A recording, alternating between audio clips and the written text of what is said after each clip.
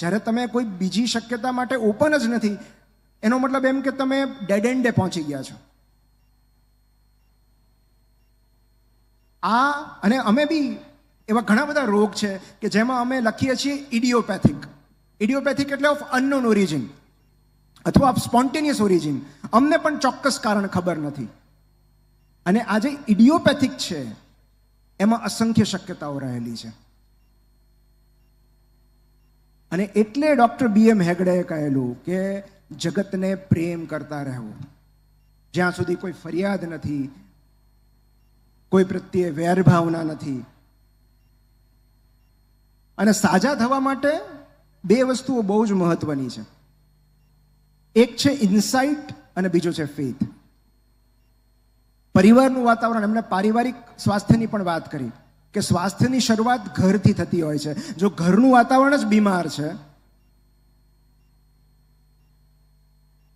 માટે બે વસ્તુઓ બહુ જરૂરી છે. એક છે ઇન્સાઇટ, આંતરદ્રષ્ટિ હોવી જોઈએ, અને બીજી છે શ્રદ્ધા. જો તમને આંતરદ્રષ્ટિ નથી, અમે ઘણીવાર કહેતા હોઈએ છીએ કે સારવારનો પ્રથમ તબક્કો સ્વીકાર છે.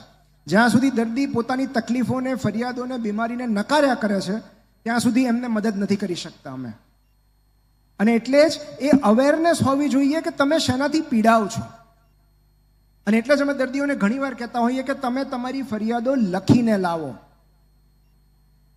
ઘણા તો નિબંધો લખે છે એમાં, પણ એ સારી બાબત છે કે તમને શું શું ફરિયાદ થઈ રહી છે એ તમે લખો. અને લખવાથી અવેરનેસ આવે છે, તમે તમારી ફરિયાદ પ્રત્યે સભાન બનો છો. અને એ ઇન્સાઇટ અમને મદદરૂપ થાય છે. કારણ કે જે દર્દીઓ એવું કહે છે કે મને કોઈ તકલીફ જ નથી, ઘણા એવા થાય અમારે યુરોલોજીમાં કે સગાઓ દાદાને પકડીને લાવ્યા હોય કે પેશાબમાં લોહી પડે છે, લેંઘામાં ડાઘ પડે છે લાલ, પણ દાદા એમ કે મને કોઈ તકલીફ નથી. બધા રિપોર્ટ્સ એવું સૂચવતા હોય, પણ જ્યાં સુધી દર્દીની કબૂલાત નથી થતી કે હા હું પીડિત છું, ત્યાં સુધી કોઈ ડોક્ટર એમને મદદ નથી કરી શકતા. અને એટલે તમારી પીડાઓ પ્રત્યે જાગૃત થવું પણ બહુ જરૂરી છે. કારણ કે જ્યાં સુધી આપણે પીડાઓ પ્રત્યે જાગૃત નથી થતા, કોઈ હોસ્પિટલ, કોઈ સમાજ આપણને મદદ નથી કરી શકતો. ઉલટું ક્યારેક તો અમે એવું અનુભવ્યું છે કે દર્દીઓ સાજા થવાના પ્રયત્નો નથી કરતા. અમે મદદ કરવા તૈયાર હોય છે, પણ એને લર્ન્ડ હેલ્પલેસનેસ કહેવાય, સ્વીકારી લીધેલી લાચારી.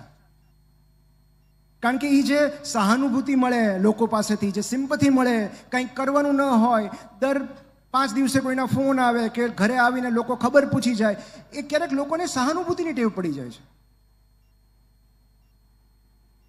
તો એ સહાનુભૂતિનું ચક્ર બ્રેક કરીને સ્વાસ્થ્ય તરફ પાછા આવવું બહુ જરૂરી છે. સ્ટોપ ગ્લોરીફાઈંગ ઇલનેસીસ, કે એનું બીમારીનું મહિમાગાન ન કરવાનું હોય, એમાંથી બહાર આવવાના સક્રિય પ્રયત્નો કરવાના હોય. અને બીજું છે શ્રદ્ધા. અહીંયા બેઠેલો દરેક ડૉક્ટર એ વાત સાથે સહમત થશે કે જે દર્દી ડૉક્ટરમાં કે પ્રક્રિયામાં કે ટ્રીટમેન્ટમાં સંપૂર્ણ શ્રદ્ધા મૂકી દે છે ને, બહુ જલ્દી સાજા થઈ જાય છે. જે ગૂગલ કર્યા કરે છે ને, એને જ તકલીફો આવે છે. કારણ કે ડાઉટ છે ને, સામેથી રેઝિસ્ટન્સ અમને ફીલ થાય કે અમે જે સારવાર આપી એ સંપૂર્ણ સ્વીકારવામાં નથી આવી. એટલે અમને જે ગામડાના દર્દીઓ હોય ને, એમની સારવાર કરવી બહુ સરળ પડે. કારણ કે એ પહેલે જ દિવસે કહી દે કે સાહેબ તમને જે ઠીક લાગે એ કરો. અને ગમે તેવી ગંભીર બીમારી હોય, તેઓ તરત ઘરે ચાલ્યા જાય છે સાજા થઈને. એની સામે જે સ્કેપ્ટિકલ હોય, શંકાશીલ હોય, જેને દરેક ટ્રીટમેન્ટમાં પ્રશ્નો હોય, જે ડાઉટ કર્યા કરે, એમને જ સૌથી વધારે અવરોધો નડે છે. એટલે જ અમારામાં તો એવું કહેવાય છે VIP સિન્ડ્રોમ. જે બહુ VIP વ્યક્તિ હોય ને, એમાં કંઈક ને કંઈક અડચણ ઊભી થાય છે. કારણ કે there is an element of doubt. સો તમે એ ઈશ્વરમાં હોય, હું એમ નથી કહેતો ડૉક્ટરમાં જ હોય, પણ ઈશ્વરમાં પણ હોઈ શકે કે ભાઈ ચલો તું મને આ ડૉક્ટર સુધી કે હોસ્પિટલ સુધી લઈ આવ્યો છો ને, અહીંયા જે સારવાર થશે એ સારી જ થશે, એવી શ્રદ્ધા મને તારામાં છે. એ બહુ જરૂરી છે. સમાજમાં શ્રદ્ધા હોવી જોઈએ. કે આટલી મોટી હોસ્પિટલ કરી છે, આટલી અદ્યતન સુવિધાઓ વિકસાવી છે, તો મારે બીજે ક્યાંય જવાની જરૂર નથી. પણ શ્રદ્ધાના અભાવે કેટલા બધા દર્દીઓ પીડાય છે, સાજા નથી થઈ શકતા.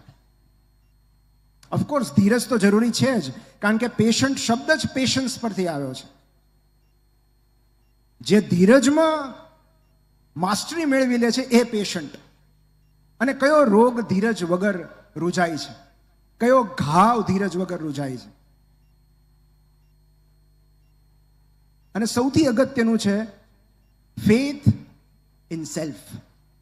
હું સાજો થઈ શકું છું કે હું સાજી થઈ શકું છું, આ બિલીફ સિસ્ટમ બહુ જરૂરી છે. ડોક્ટર જો ડિસ્પેન્ઝાનું, એ પોતે ડોક્ટર છે, એમણે એક બહુ જ સુંદર પુસ્તક લખ્યું છે, યુ આર ધ પ્લેસિબો. એટલે કે તમારી બિલીફ સિસ્ટમ તમે જાતે નક્કી કરશો. તમારી માન્યતા તમને મારી કે ઉગારી શકે છે. જાત પ્રત્યેની માન્યતા તમને મારી કે ઉગારી શકે છે.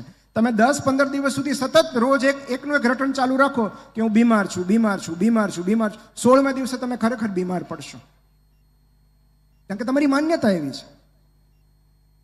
અને એટલે જ આ પ્લેસિબો જે છે ને, એ આ બિલીફ સિસ્ટમ પર અસર કરે છે. ક્યારેક અમે કશું જ ના આપ્યું હોય, અમે મલ્ટીવિટામિન આપ્યું હોય, પેશન્ટ એમ કે અમને બહુ સારું લાગે છે. So it acts as a placebo. એ તમારી બિલીફ સિસ્ટમ પર કામ કરે છે. લીધા પછી તમને એવું લાગ્યું કે નહીં, હું સાજો થઈ રહ્યો છું, તો એ દવાથી તમે સાજા નથી થયા. આવું દરેક કેસમાં નથી હોતું. પણ આજે હું કહી રહ્યો છું એ એવા અપવાદો છે કે જેમાં બધું કરવા છતાં પણ દર્દીની તબિયત જેવી અપેક્ષા હોય એવી પ્રમાણે સુધરતી નથી. કારણ કે દવા, સારવાર, સર્જરી સિવાય બીજા એવા ઘણા બધા પરિબળો છે જે દર્દીના સ્વાસ્થ્ય કે એના સાજા થવા માટે જવાબદાર હોય છે. અનેક પરિબળો. અને ઘણા દર્દીઓને મળીને જ અમને એવું લાગે કે આનામાં કંઈ પ્રોબ્લેમ નહીં આવે, કારણ કે એમનો અભિગમ જ એટલો સકારાત્મક હોય. તો તમારી જાત પ્રત્યેની, તમારી બીમારી પ્રત્યેની પ્રતિક્રિયા બહુ જ મહત્વની છે કે તમે શું વિચારો છો. કારણ કે બધું કરવા છતાં પણ જો બિલીફ સિસ્ટમ એવી હોય કે હું સાજો નહીં થાવ, તો કોઈ દવા, કોઈ ડોક્ટર, કોઈ હોસ્પિટલ તમને સાજા નહીં કરી શકે. બહારથી જે આપવામાં આવે એને ટ્રીટમેન્ટ કહેવાય. હિલિંગ અંદરથી થાય. અમે તો બહુ તો 2 આંતરડાને જોડીને એનાસ્ટોમોસિસ કરી શકીએ, પણ એનું હિલિંગ તો અંદરથી જ થતું હોય છે. બહારથી જે આપવામાં આવે દવા હોય, પણ એની રૂચ તો અંદરથી આવે. અને એટલે જ દરેક દર્દીમાં એની પ્રતિક્રિયા અલગ અલગ હોય. એક જ દવામાં બધાને પ્રોબ્લેમ ન થાય. એક દર્દીને રિએક્શન આવે, 9 જણને ફાયદો થાય, એકને ફાયદો ન થાય. તો કેમ આવું થાય છે? કારણ કે અમે જેને તાસીર કહેતા આવ્યા છીએ, ડોક્ટરો કહે ને તમારી તાસીર આવી છે, તો એ તાસીર જે છે એ બીજું કશું નથી, પણ એ એવા પરિબળો છે જે વિજ્ઞાન દ્વારા સમજાવી શકાતા નથી. અને એટલે આજે પ્રેમ છે, હાસ્ય છે, ઊંઘ છે, સેવા છે, શ્રદ્ધા છે, આ બધા પરિબળો ઉપર કામ કરવું જરૂરી છે.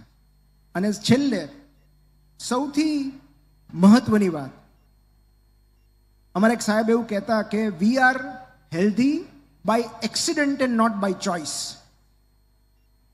આપણી આજુબાજુ એટલી બધી, હવે મેડિકલ સાયન્સ એટલું બધું એડવાન્સ થઈ ગયું છે કે ભાગ્યે જ કોઈ વ્યક્તિ હેલ્ધી રહી છે, બાકી બધાને કંઈક ને કંઈક બીમારી તો છે જ. We are healthy by accident. આપણે આકસ્મિક રીતે સ્વસ્થ છીએ, પસંદગીથી નહીં. કારણ કે બધું કરવા છતાં, તમે રોજ સવારે ચાલવા જશો, મેડિટેશન કરશો, વ્યસન નહીં કરો, તેમ છતાં તમે બીમાર પડી શકો છો. તો આપણી આસપાસ રહેલી અસંખ્ય શક્ય શારીરિક અને માનસિક દુર્ઘટનાઓની વચ્ચે માણસ જેવી તકલાદી જાત સ્વસ્થ રહી શકે છે, એ જ સૌથી મોટો ચમત્કાર છે. અને ચમત્કાર માટે દરરોજ ઈશ્વરનો, કુદરતનો આભાર માનતા રહેવું જરૂરી છે. The power of gratitude. એ દરેક સવાર કે જ્યારે આપણે સ્વસ્થ છીએ, એ કૃતજ્ઞતા હોવી જોઈએ કે આજે હું હેલ્ધી છું. કારણ કે ગ્રેટિટ્યુડમાં એટલી બધી તાકાત હોય છે કે બીમાર માણસને પણ સાજા કરી શકે છે. એક નાનો ઉલ્લેખ કરીને હું મારી વાત પૂરી કરીશ. એક કેન્સર પેશન્ટની ડાયરી છે જેનો હું ઉલ્લેખ વારંવાર કરતો રહું છું, કારણ કે બહુ અદ્ભુત વાત છે કે બ્રેસ્ટ કેન્સરના એક મહિલાએ જેનું ઓપરેશન થવાનું હતું, જેનું ઓપરેશન દ્વારા બંને સ્તન કાઢી નાખવાના હતા, એમણે પોતાની એક જર્નલ લખી, ગ્રેટિટ્યૂડ જર્નલ, અને એમાં એમણે એવું લખ્યું કે મારા બંને સ્તરમાં કેન્સરની ગાંઠ છે, હું હોસ્પિટલમાં દાખલ છું, થોડા સમય પછી મારું ઓપરેશન કરીને મારા બંને સ્તન કાઢી નાખવામાં આવશે, પછી મને કીમો આપવામાં આવશે, પણ તેમ છતાં મને એવી બહુ વિચિત્ર લાગણી થાય છે કે હું બહુ ભાગ્યશાળી છું અને મને ઈશ્વરનો આભાર માનવાનું મન થાય છે. કેટલી વિરોધાભાસ વાત કે જેને બ્રેસ્ટનું કેન્સર છે, જેનું ઓપરેશન કરવાનું છે, જે બીમાર છે, જેને કેન્સર છે, એ શું કામ ઈશ્વરનો આભાર માને? તો એ શું કામ માને છે એની વાત એમણે બીજા ફકરામાં કરી છે કે મારા 58 વર્ષના જીવનમાં મને ક્યારેય કોઈ સ્વાસ્થ્ય સંબંધિત સમસ્યાઓ નડી નથી. 58 વર્ષ સુધી ઈશ્વરે મને સાજી રાખી. પણ એક વાત કહું, મારા વોર્ડની તદ્દન બાજુમાં એક પીડિયાટ્રિક વોર્ડ છે. ત્યાં આવા અસંખ્ય બાળકો દાખલ છે જેઓ ગંભીર બીમારીથી પીડાતા હોય, જેને વ્હીલચેર કે સ્ટ્રેચર પર લઈને આવવામાં આવે, જેના નાકમાં નળી હોય, જેના પેટમાં નળી હોય, અસહ્ય પીડાના કારણે જે કણસતા હોય, એમાંથી એકની પણ ઉંમર 70 થી વધારે નહીં હોય. ઈશ્વરે છેક 58 વર્ષ સુધી મને સારી રાખી.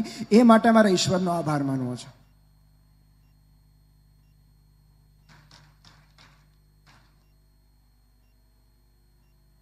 આ ગ્રેટિટ્યૂડ છે. અને એટલે જે લોકો સતત કુદરત પ્રત્યે, પર્યાવરણ પ્રત્યે, સમાજ પ્રત્યે કૃતજ્ઞતા વ્યક્ત કરતા રહે છે, તેમનું સ્વાસ્થ્ય હંમેશા સારું રહે છે.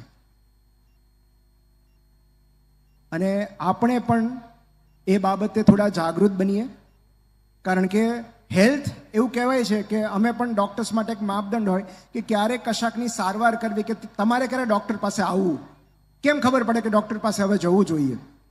તો હા, રૂટીન ચેકઅપ તો છે જ, કે જ્યારે તમારી પાસે કાર્ડિયોલોજિસ્ટ હોય, ન્યુરોસર્જન હોય, યુરોલોજિસ્ટ હોય, અદ્યતન સુવિધાઓ છે.